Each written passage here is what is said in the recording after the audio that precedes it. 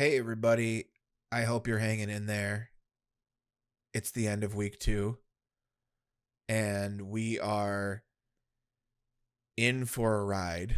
There's a lot going on.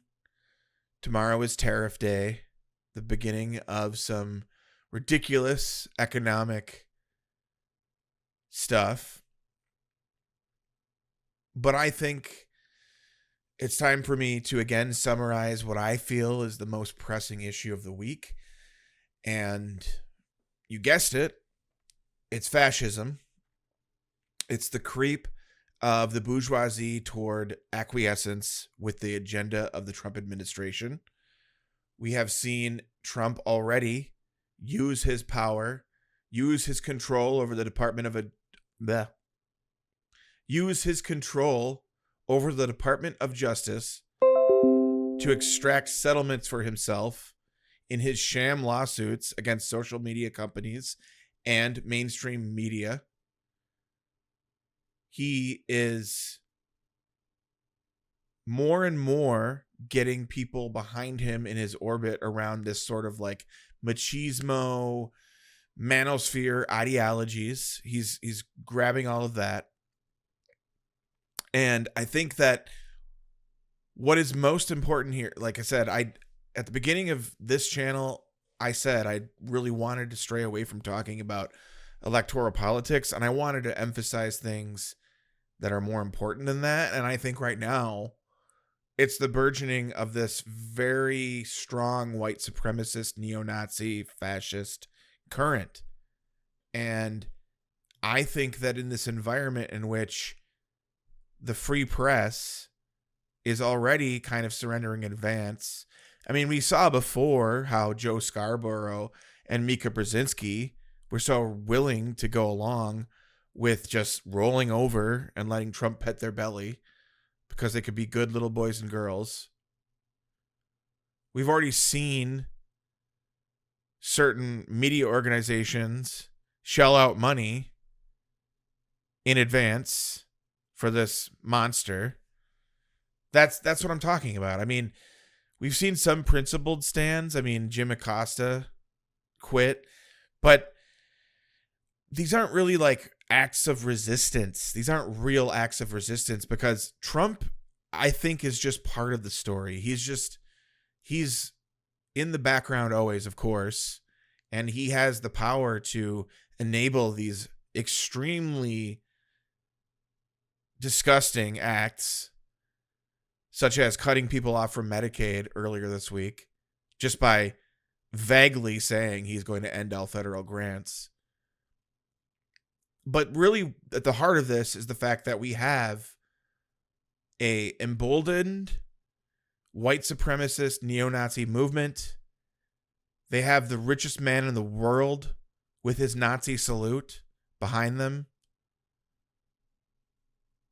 All of these things are moving towards a point at which they're converging upon fascism and authoritarianism.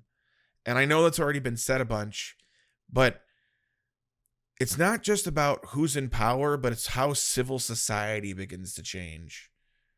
And as groups like the Proud Boys or the 3%ers or the Oath Keepers or the Blood Tribe that marched in Madison, Wisconsin recently, if any of these groups pick up on the fact that they are in the spotlight right now, that they have the attention of the richest people in the world, and that their ideas are being entertained in their most extremes, they are going to have an organizing bonanza. And we've already discussed this on this channel before. But the bottom line here is that in the very short term, we have already passed the threshold of, I mean, I'm not going to go too far out on a limb to try to define what fascism is because, you know, Mussolini is the person who first defined what fascism is. So, but he's dead. We can't really fucking ask him. He got strung up by his boots and then stoned, even though he was already dead. He got stoned to undeath. Whatever you want to say. He got fucked up. But the bottom line here is that he had transformed, you know, dictators like that had transformed their societies. people like Hitler brought people along that would commit to this wholesale reshaping of society and getting everybody to be on board with this stuff. So I think it's really important for us right now to point out to our friends and family that it's not just about this weird shit with like, you know, saying that like they're only hiring dwarves, little people to be air traffic controllers, or that would, you know, like there's so much of this attention being spent nitpicking every little weird thing that he says. But everything that he's doing is chaotic cover for everything underneath it. The Stephen Millers of the world, the Stuart Rhodeses of the world, the Curtis Yarvins of the world. They're all laughing right now with shit-eating grins on their face because we're spending all this time trying to keep up with that, and we're not focusing on the smaller picture, which is how is fascism fucking developing right now? And a lot of outlets right now are like, oh, what's the leadership? We need stronger leadership to challenge this from the Dems. It's like the Dems are kind of powerless right now. I mean, don't get me wrong. There's legislatively and within the bounds of our society, there's very little that he can do right now. But he's obviously trying to push those limits. He's using executive orders more and more and more than any president before in their first term. I'm sorry, second term. But still, what do we have to lose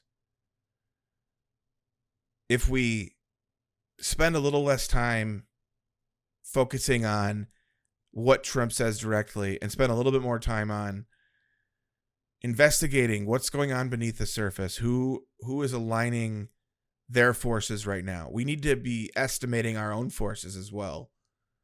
And we need to get organized, as I've said before. And that's something I'm always going to say on this program or whatever. But I wanted to share my thoughts. You know, this week, it's that there's a unity of the ruling class happening behind this new idea of fascism.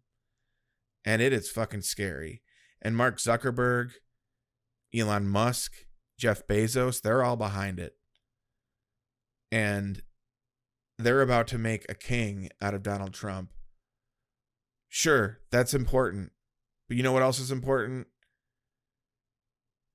They are enabling people who have sick ideas about other people.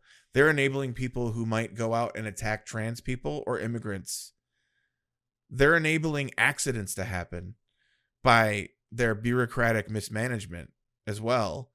And then once they get rid of the people that they think are too woke in federal government, they're going to replace them with people who will go along.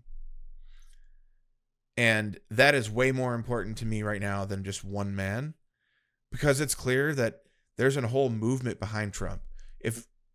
When Trump dies, someone will replace him. You know, and I maintain that if J.D. Vance runs for president, if he is the next nominee of the Republican Party, he's going to win, because Congress will dutifully get rid of the rule compelling the vice president to certify the electors. So if he loses, hell, maybe even if he wins, he might even bring in his own electors. So I'm just saying,